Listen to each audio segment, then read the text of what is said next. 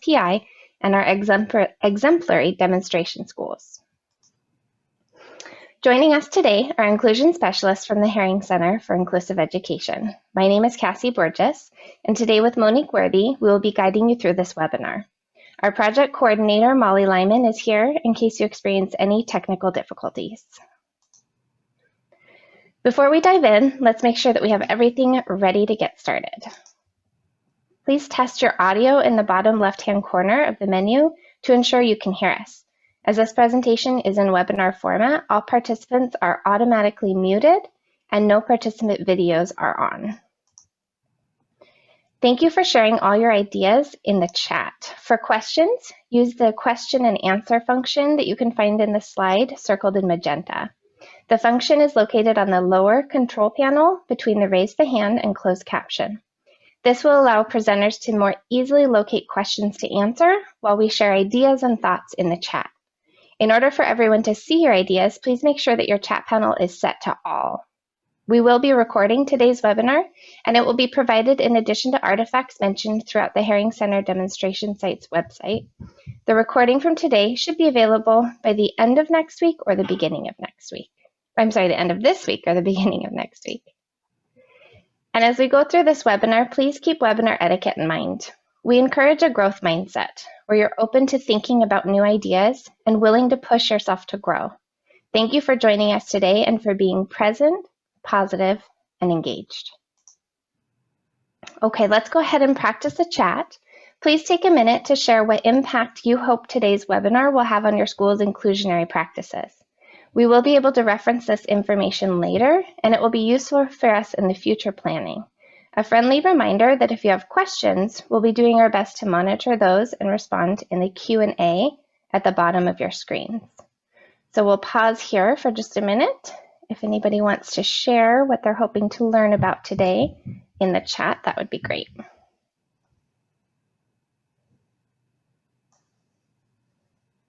And it looks like Tim wanted to make sure you knew he was here, Lindsay. Tim is interested in the benefits to both preschool and high schoolers who are involved. That's awesome. And this webinar definitely shares that. There's some great information today. Margaret wants to take away strategies to use for inclusionary preschool. We have somebody who's hoping to find ways to increase inclusionary opportunities with minimal community inclusion partners. Okay. And hoping to learn more about CTE, tapping into resources and skills within our student body. That's awesome. All right. And then checking in to see if there's a WSU version of this program. So we will hopefully answer that question throughout the presentation, and then there will be an option for you to access Lindsay directly through email at the end of the program as well. So we're going to go ahead and continue on. Please feel free to keep sharing in the chat, though. It's really nice to have these little conversations on the side. Okay, and to start, here's a little background information about the Demonstration Sites project. In the fall of 2019, OSPI launched the Inclusionary Practices Professional Development Project. The Herring Center partnered with OSPI to coordinate and lead this part of a larger statewide project, creating model demonstration sites that highlight inclusionary practices across Washington state. The Demonstration Sites project was developed to provide educators from all around the state with opportunity to observe inclusionary practices in action, meet with school teams, collect artifacts that aid in systems change, and learn about how to implement inclusionary practices in different school contexts. Our demonstration sites highlight the diversity in our state. They include urban schools, rural schools, and schools in some of our largest and smallest districts across Washington. In collaboration with Herring Center Inclusion Specialists, the original and future intention of this project is for demonstration sites to host visiting schools to showcase and highlight inclusionary practices. By sharing these practices and opening their doors to teachers, administrators, families, and community members, it allows visitors to see the best practices in action and apply them in their schools. At the same time, the demonstration sites themselves continue to grow their inclusive cultures and refine their practices that contribute to equitable learning for all students. Clearly, right now, we have some constraints about literally opening our doors, but have been doing our best to pivot and continue to provide transformational learning using virtual platforms, and this is how you will learn about Kodiak Cub's deep dive into their CTE collaboration. There are some founding principles that drive our model for demonstration sites work. To start, in every school, there are things that work well. In education, we have the tendency to examine the problems associated with our practices instead of examining what's working well, why it's working well, and how we can use this information to make things better. This asset-based approach is a productive way for schools to leverage their strengths and become more inclusive. Also, inclusion is not a special education initiative, but a cultural shift in philosophy and practice. If we simply change the way we deliver special education services without considering the culture of the school or how all students engage in teaching and learning, we will never make the changes we need to truly impact student learning. Throughout the course of our webinar, and by way of scheduling virtual visits, districts, schools, and communities can learn more about what steps are taken to make these shifts to a more inclusive school. All right, we're going to go ahead and do some polling today. So when that pops up, let us know who you are. And I will shout it out too as I see them. I see some administrators, some parents, some people from ESD. That's fantastic. Specialists, great. Some teachers, community-based organizations, that's wonderful. Because as we know, it takes everybody to make an inclusive practice. Great, thank you guys for sharing.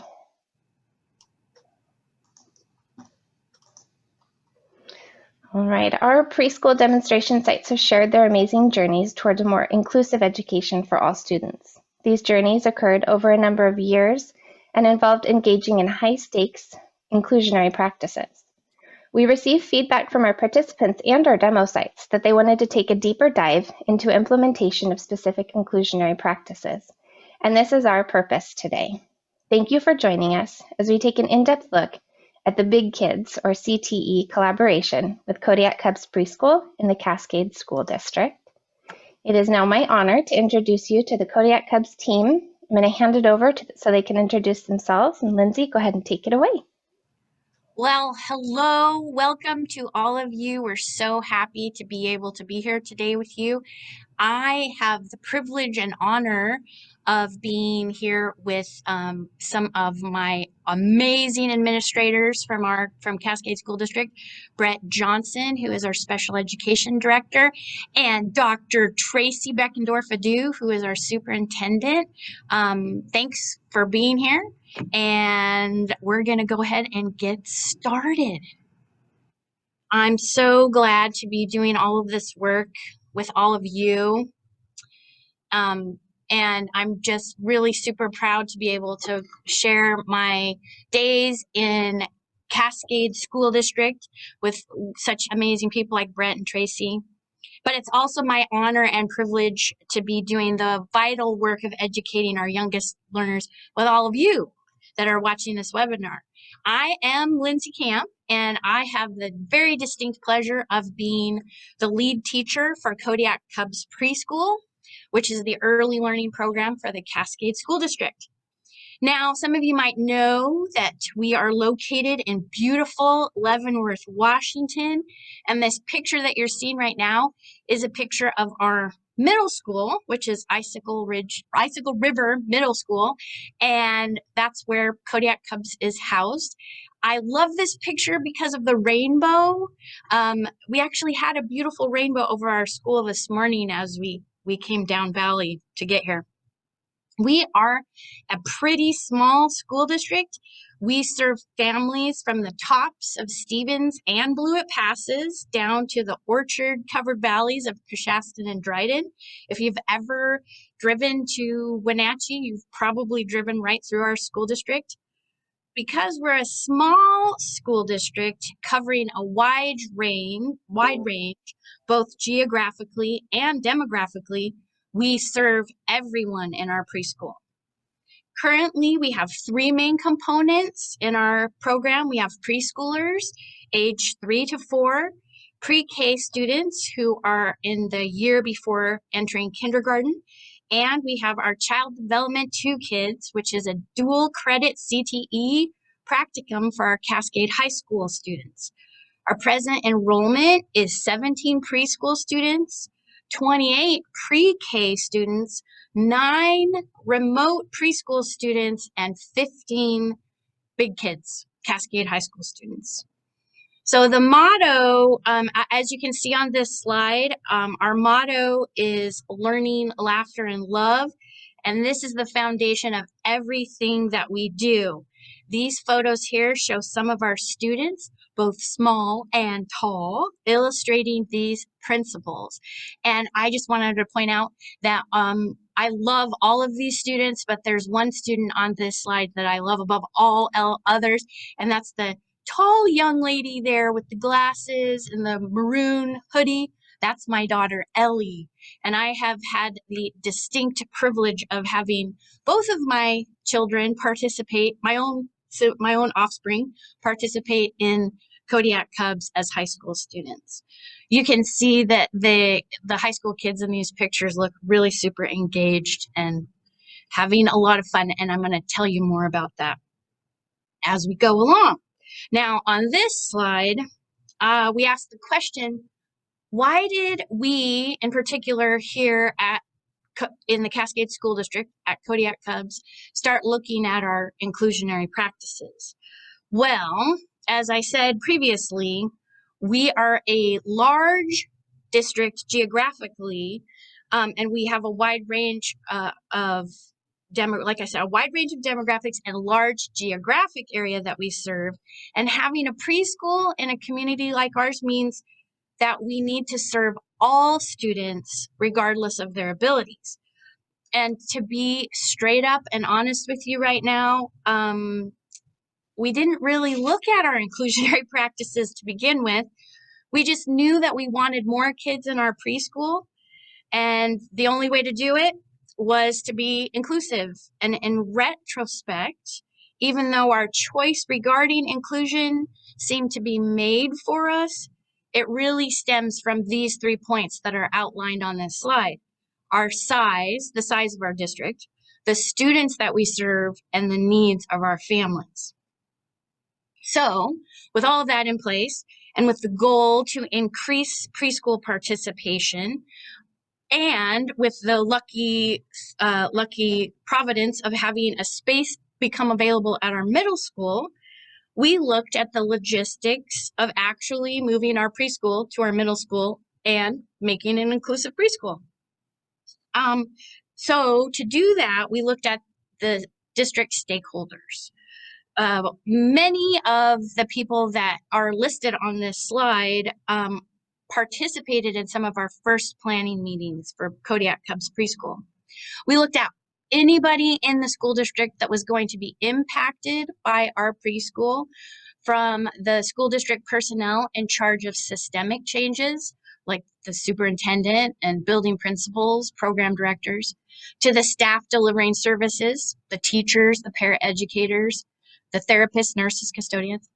And then from there, we looked at the community members and leadership roles, our school board directors. We even talked to our city and community councils and the mayors. And finally, we discussed the idea of increasing our preschool enrollment with community members that were going to be directly affected, including daycare providers, preschool teachers, and of course, our families. Now, these conversations continue to this day, and this method of inquiry and assessment and reassessment became the model for our continued collaboration and coordination across our community. The next slide shows the foundational principles for inclusion that we looked at Kodiak Cubs. We decided that we wanted to make sure that we serve all students of all abilities, that we provide quality instruction where all students succeed. We engage in community partnerships to promote diversity, equity, and justice, that we be service-oriented, and that always we ask the question, how can we help? And then finally, that we be a place where everyone, students, family, and staff feel loved. And this is where some of you will remember that I like to say all means all, y'all. When we say everyone, we mean everyone. All really does mean all. So with our foundational principles in place, we determined that our inclusionary practices, which are going to be shown on the next slide. We focus on a flexible service delivery, coordination and collaboration, family and community partnerships, and PBIS. And today we're going to take a deep dive into our coordination and collaboration with the big kids, which is undoubtedly our strongest asset. Through our district's career and technical education department, I'll use the term CTE. That's what CTE means, career and technical education. Through that department, we're able to offer a dual credit practicum for high school students enrolled in a course called Child Development 2. And these students participate in our program as teaching assistants, but we like to call them the big kids, and they're the rock stars of Kodiak Cubs. Many of the high school students who enroll in our program are interested in becoming a teacher or working with little kids in some capacity in the future. Others sign up because they think it will be an easy credit. They don't think this for very long, by the way. We put them right to work. And still, others are referred to us by the high school counseling department because they just need a place to be loved. And finally, we have students completing the hands-on experiences for their transition out of the district's special education system. And having these young adults participate in Kodiak Cubs benefits everyone in so many ways. And we're going to talk about all of them as we go through this presentation today. On this slide, you'll see that our program really does have three different components. There's the practical experience, which is CTE provided by the Child Development 1 class. That's a theory and knowledge class that happens at Cascade High School. The dual credit and graduation pathway, which is the program that happens here at Kodiak Cubs, that's Child Development 2. And then we also have transition opportunities where we partner with the special education program. Now, we're going to go ahead and move on to the next slide. And how did we get started on this magical journey of including big kids in our program?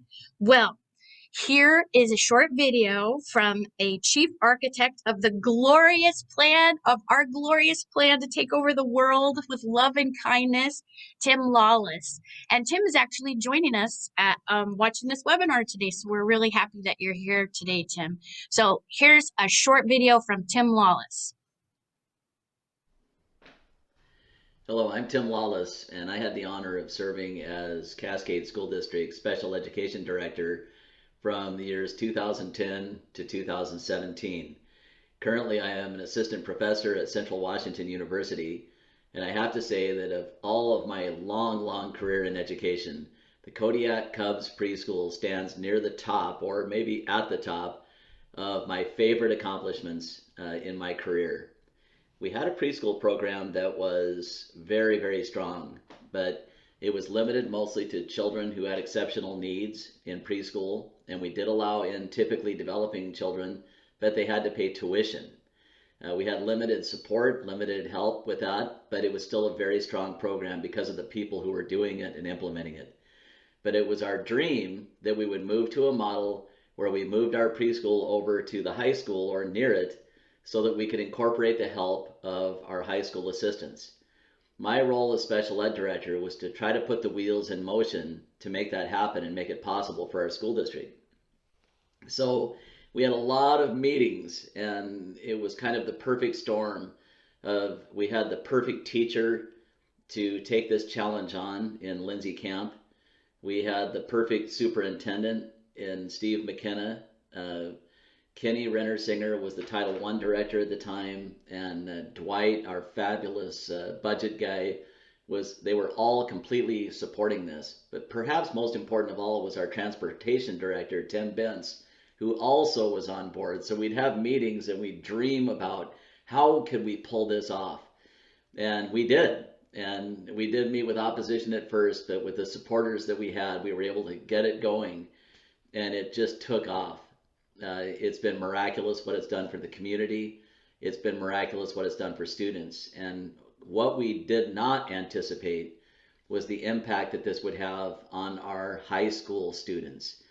They came over, we trained them. Lindsay has been amazing in working with them, not just in doing trainings over at the high school and working with the team there in the CTE program, but on the job training, always modeling the very best practices and showing them the way. And we have seen complete transformations in high school students. Some who were planning on dropping out, who re-enlisted in school because they decided they wanted to become teachers. Just any number of success stories that we can't tell you enough about how positive this has been, not just for our Kodiak Cub preschoolers and their parents, not just for the community at the middle school where this is housed, not just for the high school, but particularly for those high school students and their futures. So it's just been a joy to get to be a part of it, and it's been an honor. So I hope this is helpful. And if there's any more questions you'd like to ask, my email address is timothy.lawless@cwu.edu, and I would love to listen to your questions and talk to you about our process in more detail. Thank you. And thank you, Tim, for that wonderful video, just kind of outlining the beginnings of our magical journey. And like I said, it really is a plan. We're really trying to take over the world with love and kindness. And And now, Lindsay, I went ahead and put Timothy's email address in the chat. If anybody wants to copy that down, they're more than welcome to. thank you very much, Cassie. And do contact Tim because he is always willing to entertain questions, and he's so helpful and he knows tons. And also he's really super nice. So now that you know a little bit about what we do and how we started and where we came from, let's find out a little bit more about what this looks like in our school. So we have 3 components, like I said previously. We have the Child Development 1 class, which is a class that's based in our high school, and that teaches the theory and foundational knowledge of child development. Here, students learn about the milestones of childhood growth and development, as well as educational philosophy and practice. And in this picture, this first picture here, you can see some of our Child Development 1 students practicing a game that they developed with some of our preschool students. And then next comes Child Development 2, which is illustrated by that middle picture there, where our high school students participate in the preschool program as teaching assistants. This is where they practice and build their skills in a real-world setting. Finally, we work alongside our special education department to assist students in transitioning from special education services by providing opportunities for them to have real-world job experiences in our preschool. And now let's hear from one of our former students, Natalie Lemons, who's going to tell us a little bit about her experiences. Lemons, and I am a former Cascade High School student. I graduated in 2016. My time there at the Cascade High School, I was given the opportunity to be a teacher's assistant at the Kodiak Cub preschool through the child development class, and it was honestly one of the best experiences. Growing up, I always said I wanted to be a physical therapist, but the moment I walked into that first day at the Kodiak Cub preschool, my mind changed and I knew I wanted to be a teacher. Just seeing how happy the kids were, how happy they were to learn, what a positive environment and what a positive impact a teacher can have in the lives of those kids, I just knew that's what I wanted to do.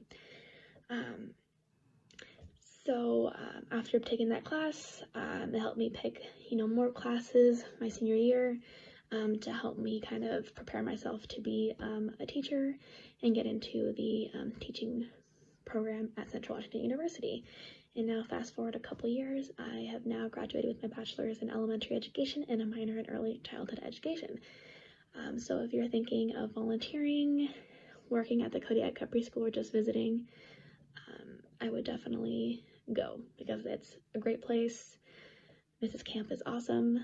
Just the staff, everybody is just awesome there. So yeah, thank you so much. I always love listening to Natalie talk about her experience because it doesn't just demonstrate the powerful impact that our program can have on high school students. It's just wonderful to listen to somebody be so enthusiastic about becoming an early childhood educator. I'm really excited to welcome Natalie as a colleague soon. Inspiring students like Natalie to become educators is only one piece of the puzzle here at Kodiak Cubs. And here is a short video from one of my favorite people in the whole wide world, one of our high school teachers, Jessie Clanky. Hi, my name is Jessie Clanky, and I'm the life skills teacher here at Cascade High School. I've had a couple of my students go through the Kodiak Cubs program, and it really made a difference for them. A lot of these students were having challenges finding their place in high school, which can be a very challenging time. And having the Kodiak Cubs program to go to every day gave them a way to get out of the normal high school environment and go kind of put themselves out there for the kids that they worked with.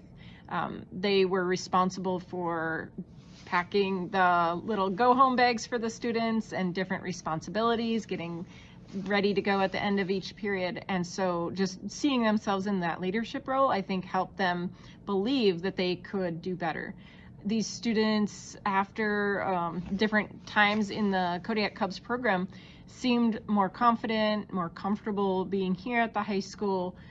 Seemed like when they walked back from the Kodiak Cubs program, they were walking a little taller and feeling a little bit more proud of what they had done and who they were as a person.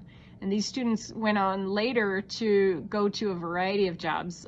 Some began more babysitting, where they were caretakers for others. Other students got jobs in the community, and one student even became an adult licensed caregiver. And so I think that the experience in Kodiak Cubs gave them the confidence to kind of pursue their own dreams, and having Mrs. Camp as kind of a connection there, I think also encouraged them to look at these different fields of work that they might normally not have been interested in. Jessie is such an important part of our process here at Kodiak Cubs, and having Jessie and her team partner with us makes it possible for us to provide developmentally appropriate activities across the board, not just for our preschool students, but for our high school students that participate as well. Our preschool students get to see real life examples of big kids with abilities and disabilities just like them. And now we're going to watch this video of one of my favorite things that has ever happened in preschool. This is Tiny Town. Now, there's no sound, there's no audio for this video, so I'm going to just do a little narration as it plays. But before it starts, I want to let you know that this young man that you see in this picture, this is Ethan.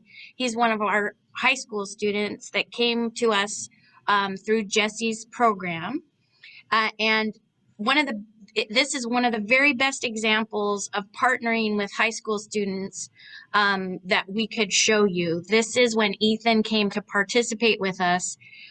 He developed Tiny Town, and Ethan's mom said it best when she said that Ethan's passion for helping people strengthened while working in the Kodiak Cubs preschool. With determination and dedication from his teachers, Ethan decided to take an extra year to graduate rather than get his GED. During his last year in high school, he was able to get his certification as a home health care provider. This accomplishment gave him the motivation to graduate. And during the COVID-19 school closure last spring, Ethan was able to do his schooling online while working from home with a home health client who is a special needs high school student. He continues to work with the special needs student and also has a job at a home for special needs adults. So that's Ethan. But while he was here, he did this amazing project called Tiny Town. Now, when he came to Kodiak Cubs, he was kind of shy and a little quiet, but through numerous conversations that I had with him, it became apparent that he had a real gift and talent and interest in making children's toys, and in particular, miniatures. So let's go ahead and play this video, and we're going to see a little bit of Tiny Town in action. Ethan decided to build a miniature diorama and I Spy activity for the kiddos, the preschool kiddos. So you can see all of the moving parts. This is a summertime boardwalk experience. All of these toys and miniatures Ethan built himself with lots of different kinds of things. And what you can't see necessarily from our viewpoint is that he built it all to be eye level for the preschoolers. So the preschoolers would bend down and they could see a lot of things at their eye level that tall people standing up could not necessarily see. You'll also notice that the preschool students have clipboards. Ethan made a search of an I Spy search for them, scavenger hunt. So they have these little clipboards and they're looking for the little things that Ethan has hidden in this miniature diorama. Now, this was just one of the absolute all-time fabulous and famous things that happened at Kodiak Cubs when Ethan was here. He ended up doing this 3 times for us, different themes. We had a Santa village, like a Christmas theme one. He did a Halloween theme one, and then this was the summertime one that was done. It was like a beachside boardwalk, and you can see all of the moving parts. Those are supposed to be like carnival rides. Ethan spent time with the preschoolers, talking with them, finding out their interests.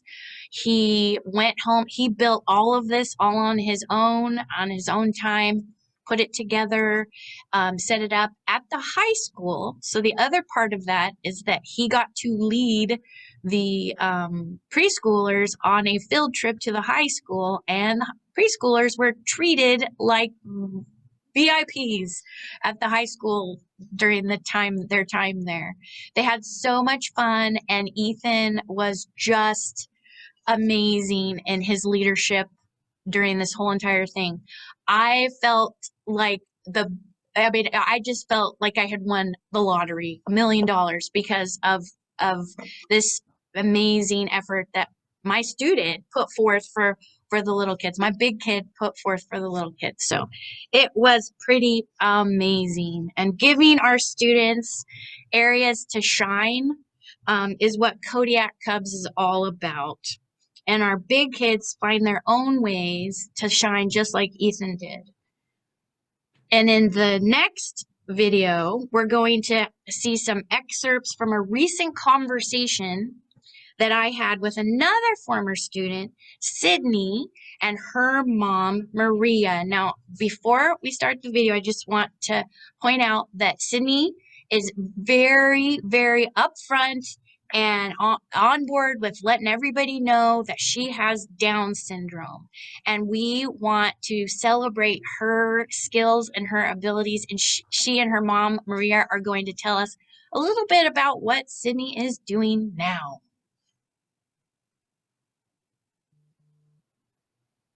You're at work. What is it that you do? I help people who needs help. So my position for them is check the gas for check mileage for the numbers, and I help people like disability, not really disability, but it's for Sharon who helped me with that. So mostly it's hard. Do you ever answer the phone? Do you talk to people on the phone? Sometimes. Sometimes. Mostly, are you just, when people need some help, are you just helping them? Yes. Yeah. That's like where did you learn how to do that? My head. In your head? That was it? You've just always known how to help people in your head. Was there anybody that helped you learn how to do that? We have job coach who Yeah. help us a lot. So recently I had Tammy last time and Denise Marion. So and now we have Sheena. So Yeah. So you've got a job coach at your job now, and then before you got the job at the PUD, who are some people that helped you get the job at the PUD? mostly it was Sharon and Ruth. So And was there anybody at school that helped you? not recently. Not recently, but when you were still in school, were there any teachers or any classes that you took that were especially helpful? Actually I was in TA in the office. Yeah. I helped her and especially you. And me. Yeah, that's what I was trying to get you to say. Well, I think that working with the kids and working with you and the other adults gave her confidence in being an adult. And yeah, and working with the kiddos, she really does love working with the kids. So is there anything else that you want people to know about Kodiak Cubs preschool?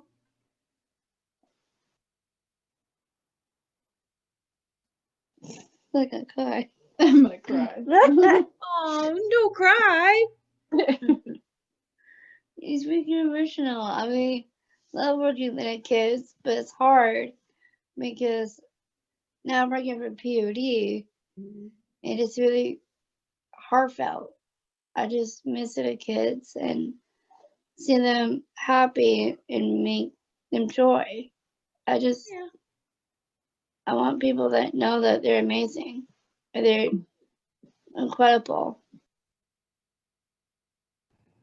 And what I want you to know is that Sydney is amazing and incredible.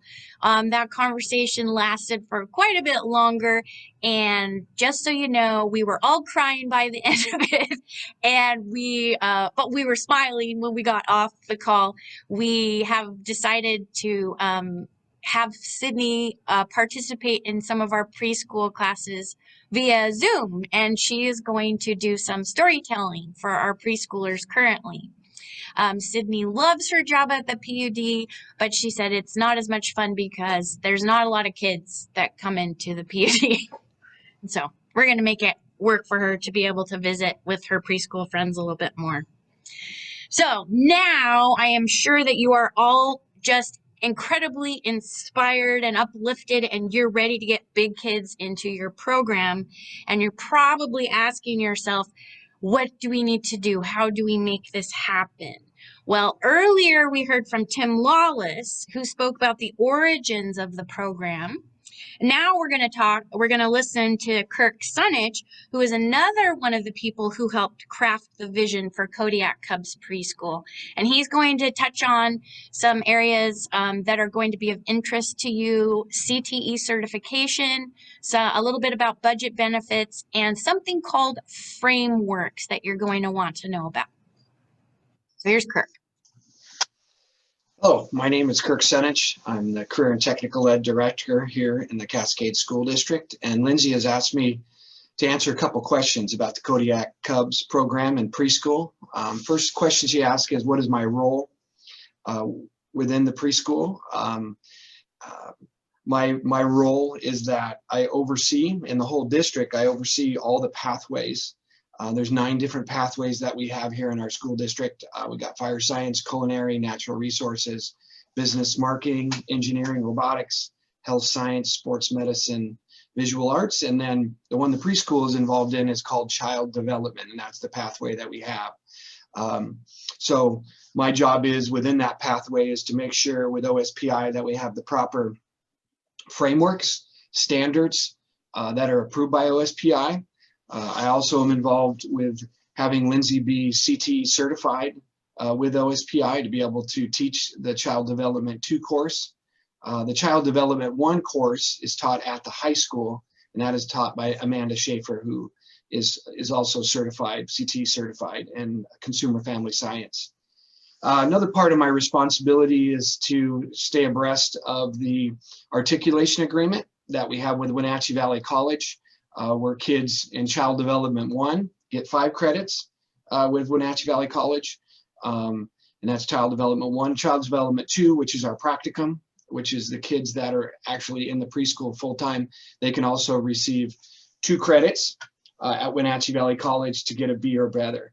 Another thing that I kind of assist with the preschool is the registration of the kids and pre-registration at the high school.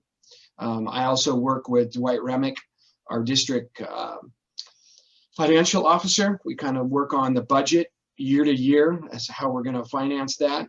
And that's kind of my role as far as what I do as a CT director with the preschool.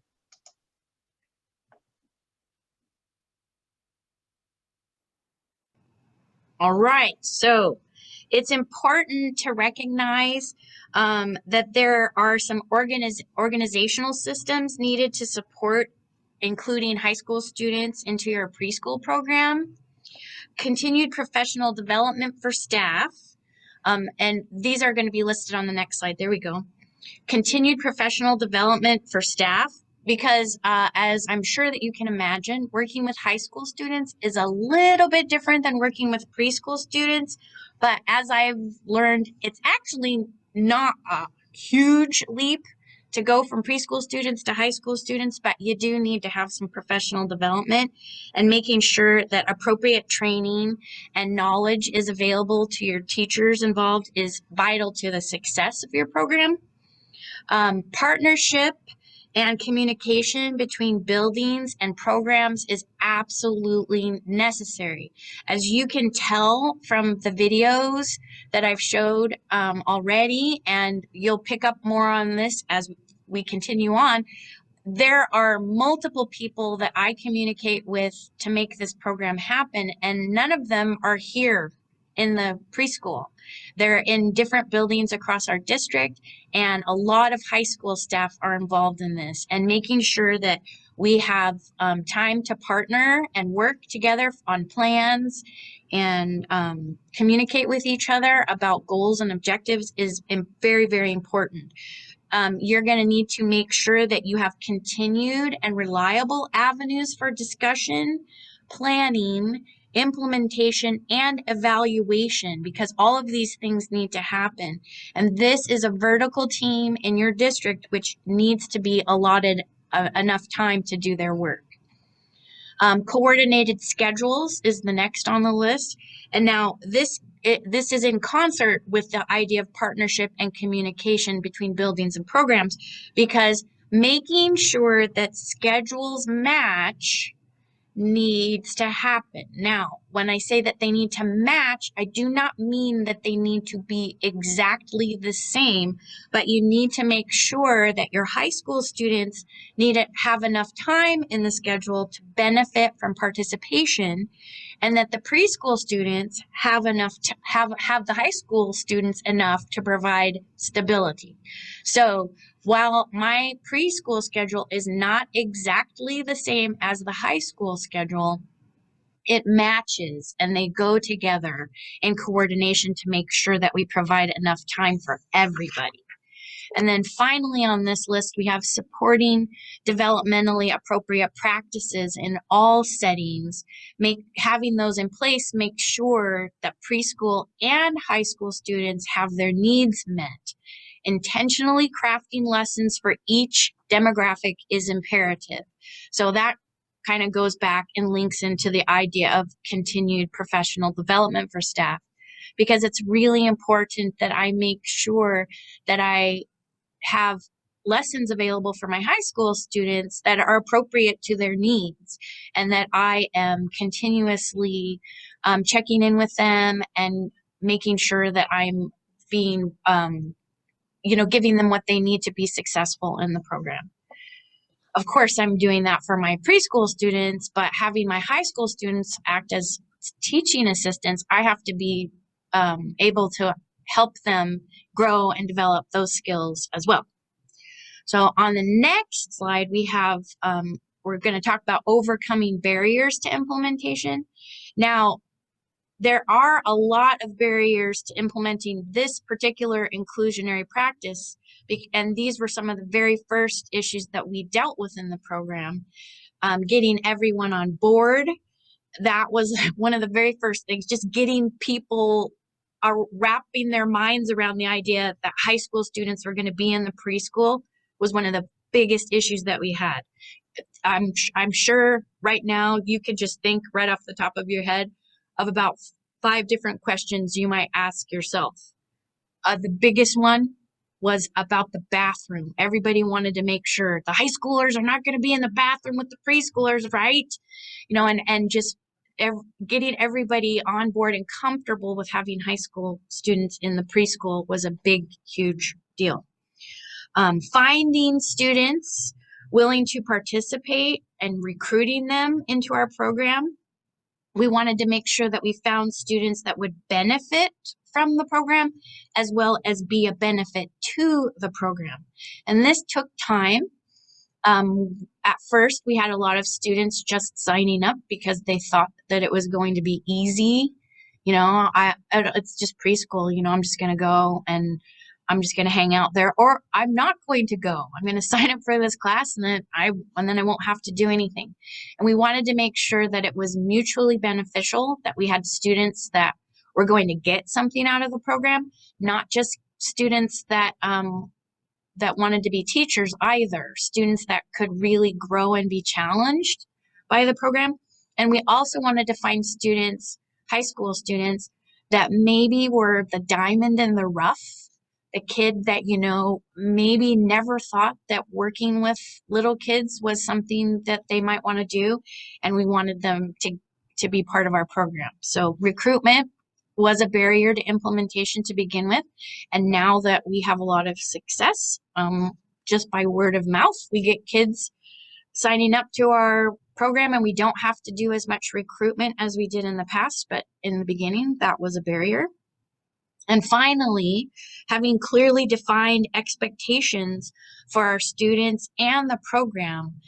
That, when I talk about clearly defined expectations for the students, that's the preschool students and the high school students. Why are you here, high school students?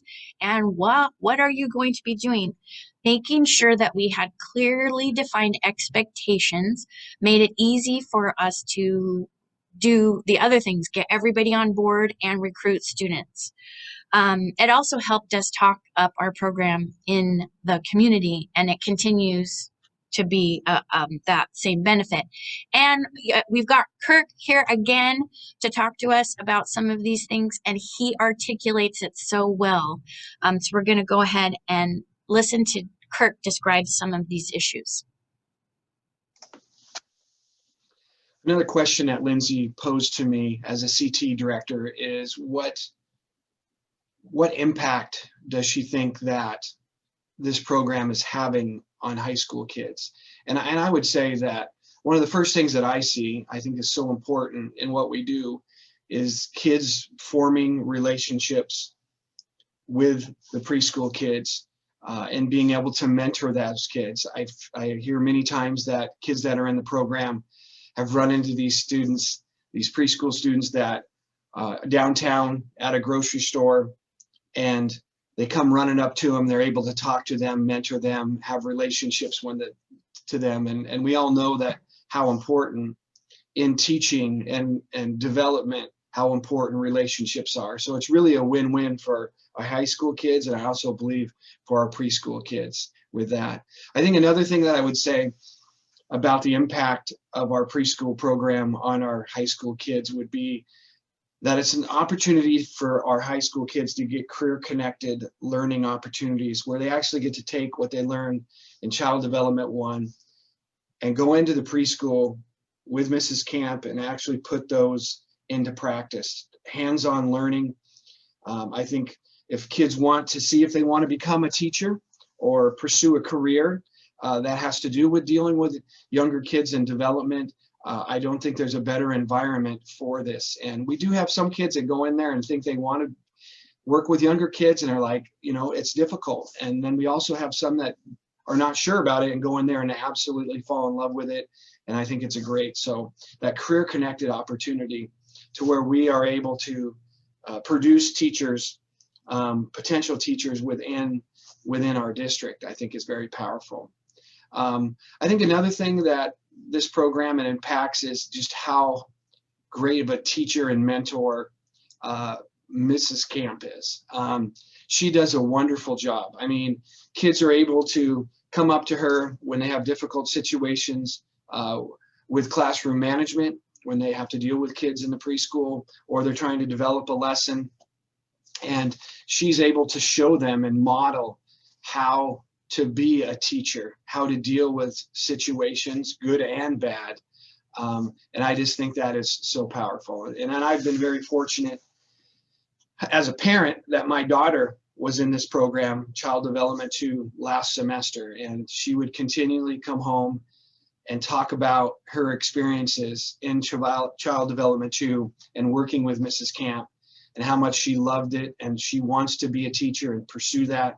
She's a sophomore right now, and that's exciting for me as a parent to see my child excited about pursuing a career, and it happens to be teaching, and the impact I know it's had on her and many other kids to kind of shape what they might want to do into the future. Yeah, and Kirk's daughter Emma was just an outstanding asset to our program, especially the first semester when we were struggling a little bit, as you all were. I'm guessing with the whole idea of doing some remote learning, and then as we switched to hybrid, having those high school students participating was just such a benefit to us. And we love Emma, and I'm so excited that she's so interested in being a teacher. I'm going to be excited to welcome her as a colleague someday. So hopefully now you've been totally inspired by our story and you've gotten some basic ideas of the nuts and bolts, and you're probably asking yourself, well, we don't have Lindsay Camp in our school district, so what would be the benefit for us? I kind of feel sort of a little bad about, because it's just so everybody keeps talking about how wonderful I am, and I am gonna admit I am pretty wonderful. I think I'm pretty great, but I know that you have great people in your districts too, and you are wondering what is in it for me. What is the benefit of this? Now, here is what the benefits are. Number one, more money. Now, having a partnership with your CTE program in your district does mean that you will get some money for your program. Each full-time equivalent CTE student generates an extra $944.51 above the basic education allocation. And so if we went with just 8 students, full-time equivalent this year, that means approximately $7,560 additional dollars in funding for our program. And then this funding covers 5 extended days for me, and it would cover 5 extended days for your teacher to do supervision and grading of the Cascade High School students, because you got to plan for that. It does take time. You can't, I can't grade essays, high school essays while I'm trying to teach preschool. I need to have some extra time doing that, so it pays for that. And then this CTE funding also provides an approximate $2,500 towards additional supplies and materials for the preschool program. So that in our budget in a small school district, $2,500 is pretty significant and allows me to be able to buy art supplies and inclusionary tools for my students, all kinds of things. This money also provides funding to recognize and reward the CHS students who participate. So the high school students get some additional recognition and reward for participating in the program, which is important and vital because we want to make sure that they know how wonderful we think that they are, and we want them to be recognized by their school and their same age peers as well. Okay, so that's one. You get more money. Number two, you get more classroom assistants. So a lot of times the whole idea of starting an inclusionary preschool, and you maybe only have one teacher and maybe a para-educator, and you're thinking, how are we going to meet the needs of these students? And we want to increase the number of kids that we have in our program. Well, I have at least 2 extra students each class session, 2 extra assistants each class session because of my high school helpers. In a typical year, with a lead teacher and an assistant teacher, along with 2 high school assistants, this would mean in a classroom of 15 preschool students, we have a small to tall ratio of 4:1. Now, that means that there's a lot of small groups that can happen, a lot of targeted intervention that can take place, and it also means that we can do what I like to call the public health model. So we send our people that are the most trained to work with the kids that need the most help. So I can spend time working with the kids that need the most targeted interventions and support. And my high school students can work with some kids that can maybe be doing some enrichment activities and things. And so maybe their group might be a little bit bigger on one day, and I can do one-on-one with somebody that really needs me to sit down and teach them how to use some scissors. It just really makes many hands make light work, right?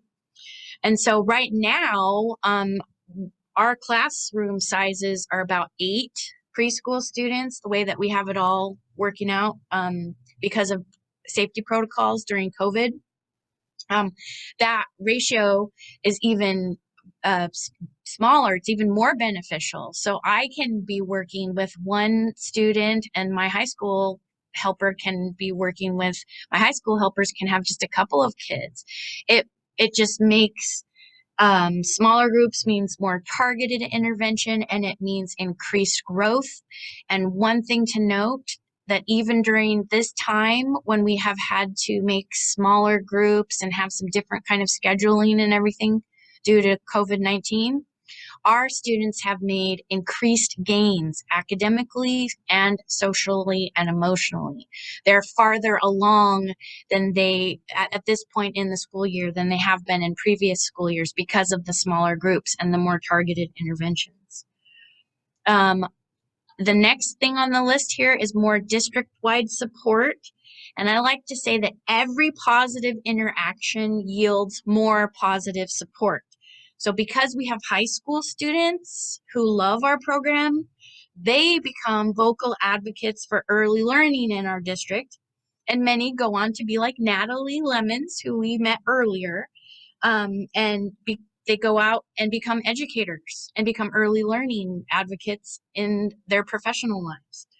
We are at Kodiak Cubs, we are growing support and nurturing the next generation of educators, parents, community members, taxpayers, and supporters. So your high school students end up being some of your biggest advocates. And that just in turn garners more support from our administration. It garners more support from our community, from our school board. Everybody likes to see students being happy and successful, and we're certainly doing that here, and our high school students are some of our most vocal proponents. And then finally, scheduling. This is interesting because we have some flexibility in our scheduling because we haven't been tied financially to any kind of program, like having to provide funding from federal agencies and such. Because we've gone this route, we have a little bit more flexibility in scheduling and can serve more students, more preschool students and more high school students. So there's a bunch of practical applications and benefits towards having a program like this in your building. So now on the next slide, you'll see that we have found that having the big kids participate in Kodiak Cubs is a win-win for everyone. We have more help and support. Cascade High School students have increased participation, attendance, and motivation. And then, of course, there's that magical, kind of intangible and priceless little and big kid teamwork.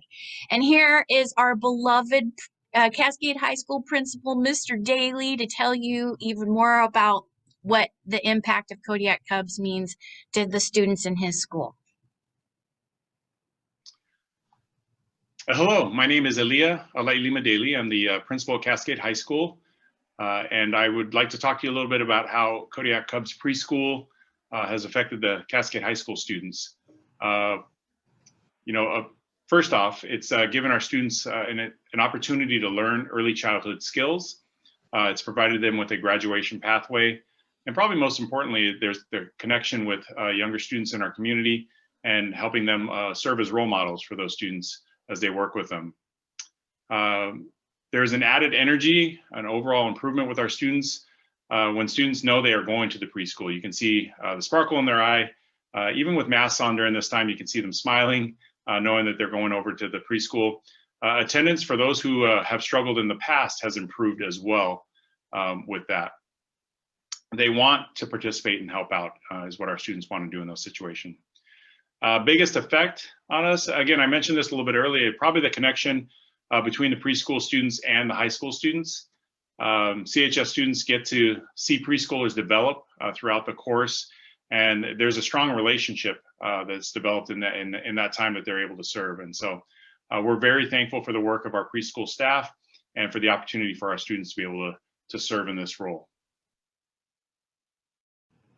And we're so grateful to Mr. Daly and everybody at Cascade High School because they support us. They go looking for those kids that could be a benefit to our program. And like I said previously, some of those kids that are diamonds in the rough that might be just outstanding educators in the future.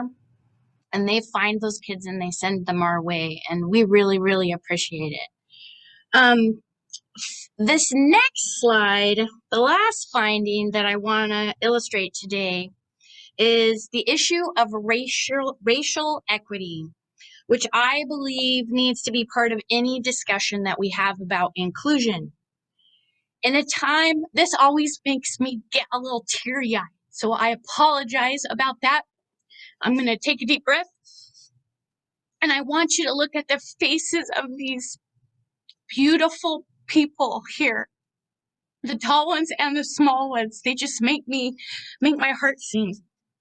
But I believe that we need to talk about racial equity because in a time when we as educators are working to craft solutions to the issues of racial injustice that we find inherent in our schools, in our programs, our preschools, our communities, our nation, it dawns on me that giving students role models is the foundational issue that we need to make sure happens to create the vision of possibility for the future.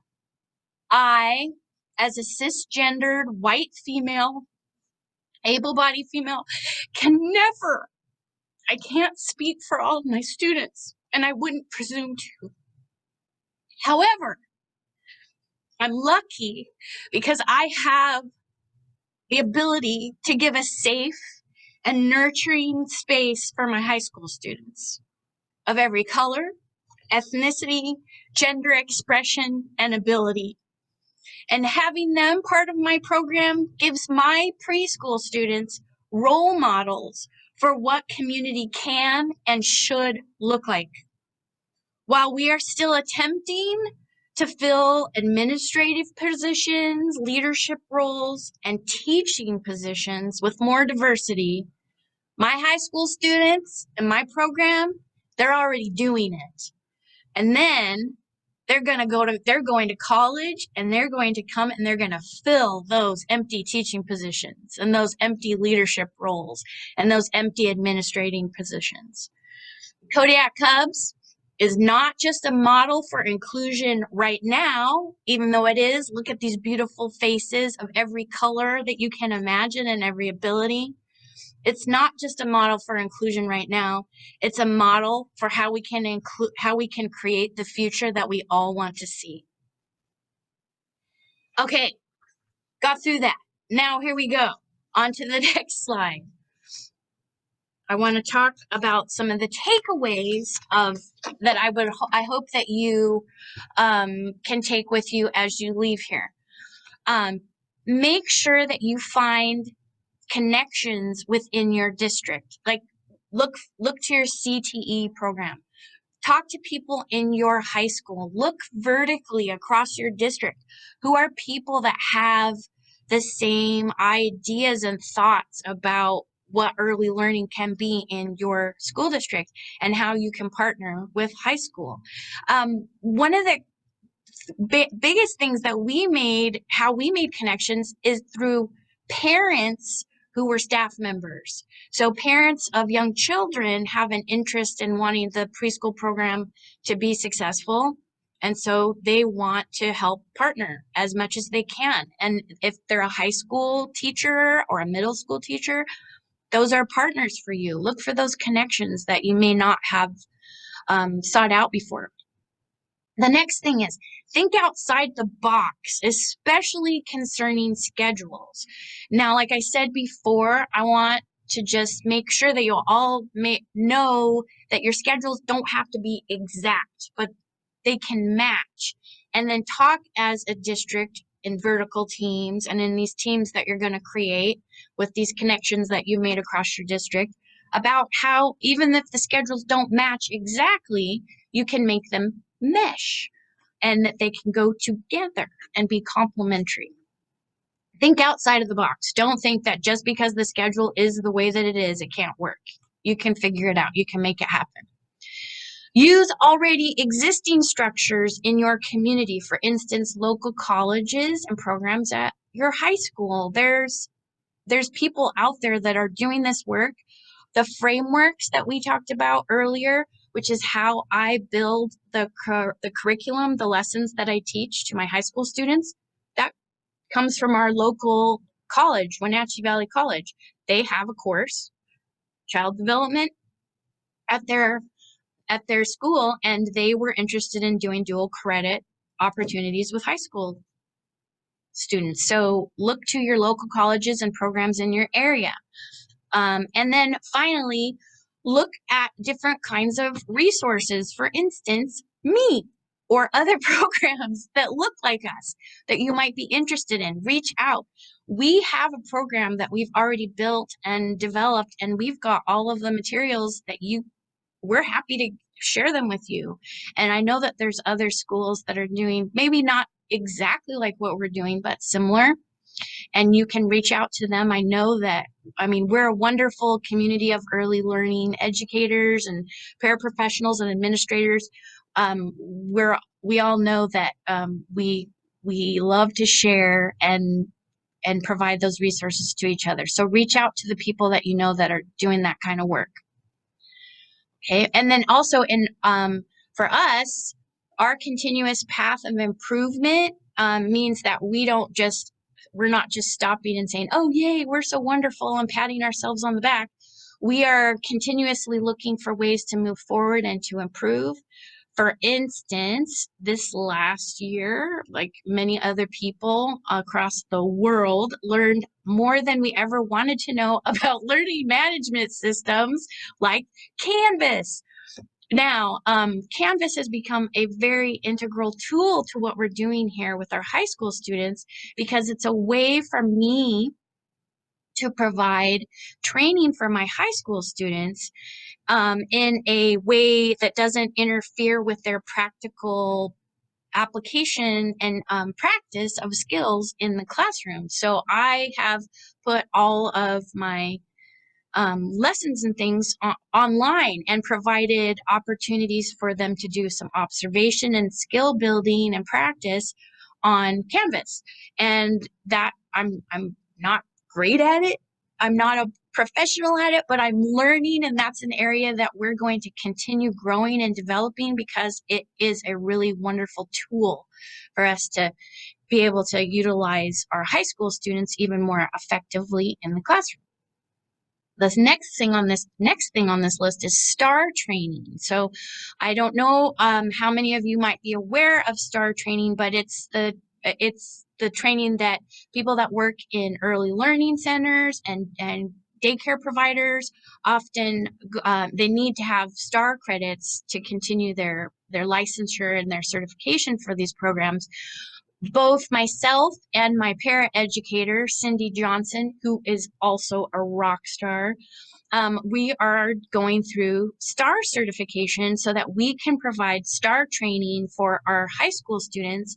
So they'll leave our program not just with practical skills and application and practice in our program, but with STAR certification, so that they can be job ready walking out the door of high school with not just a graduation diploma, but a STAR certificate.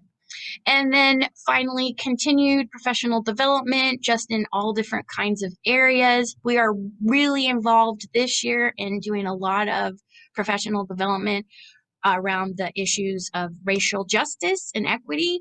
And we're going to keep forging ahead and learning more whenever we can to be of better service to our preschool students and our high school students. And then the final slide that I have for you today is just outlining some of the resources and artifacts that will be available for you through the Herring Center, through our folder there. I put in there the CTE frameworks from Wenatchee Valley College so that you can see what that looks like for child development too.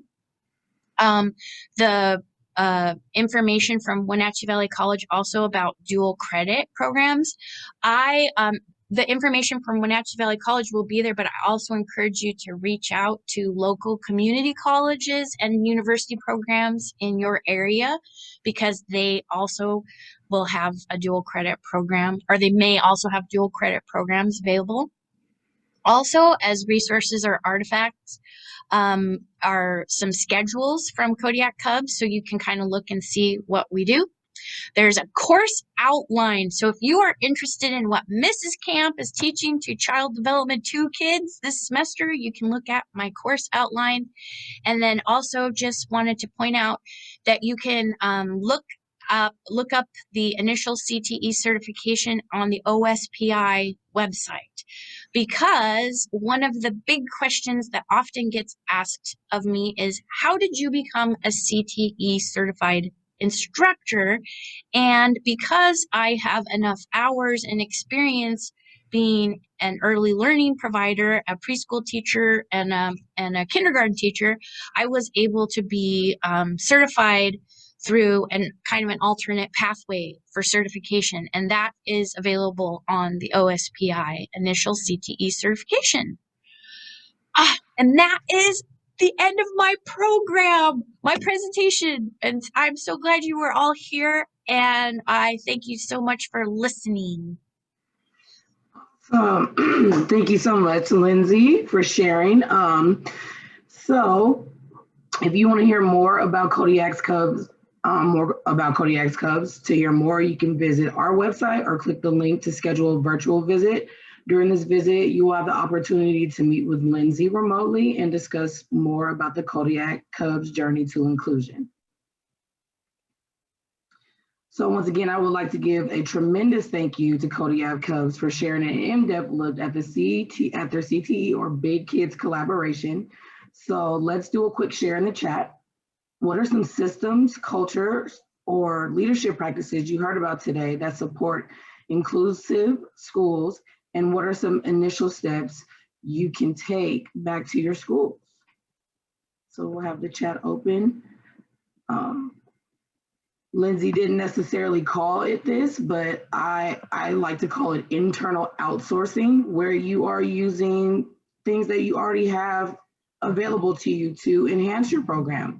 The big kids being role models and the big and tall, the small and tall, sorry, Lindsay, the small and tall looking up to one another. I think that's hugely important right now. And it just gives them an opportunity to see students doing what they can possibly do when they're older.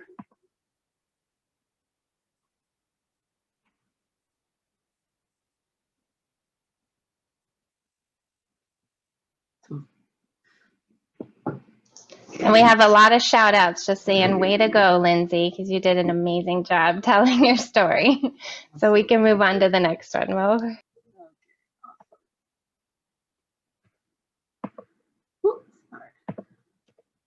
Awesome. So, a huge thank you to Kodiak Cubs preschool team for taking their time out with us to share their journey so far and highlighting some key inclusionary practices. Here are the names and contacts to reach out with any additional questions. This information will be available when we post these webinars on our website. We're looking at the chat. Lindsay, they love the idea of expanding their preschool into their big kid school and developing CTE programs is one of the comments. Thank you for sharing that.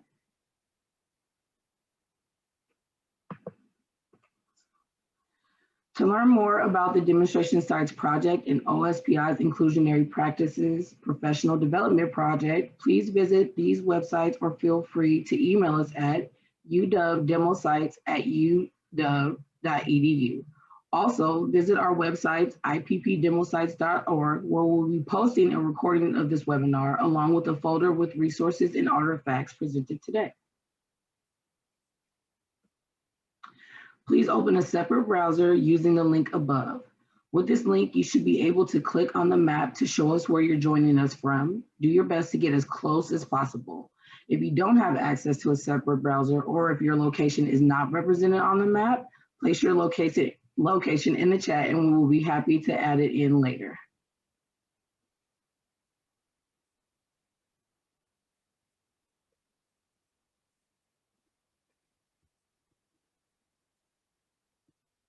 I see someone from Island County. Thank you for joining us.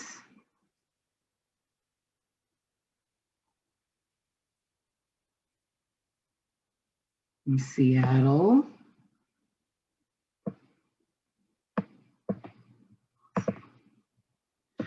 We would love to get feedback about our session today. This will give us information we can use to effectively share Demosites inclusionary practices in webinar format in the future. Please click this link and fill out a brief survey through Google Forms. This survey is anonymous. Also, Molly will send clock hour forms to those who were in attendance after the webinar. Thank you to OSPI and CSTP and their partnership in this project. Another thanks to Kodiak Cubs Preschool for their inspiring work. Thank you. Thank to all of you for joining us to learn more about inclusionary practices and envisioning how you might take some of what you've learned today and apply it in your school. We hope you will join us in future webinars and that when our doors open again, you will take advantage in person, visiting our Washington State's demonstration sites. Thank you. And I'm going to go ahead and just switch it back to our page here so that people can write down contacts for you guys.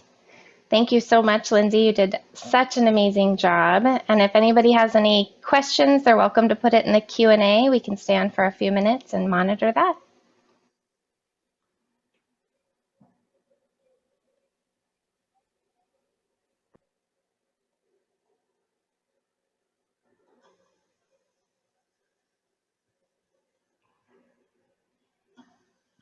I loved all the videos you put in today too, Lindsay. Those were really great.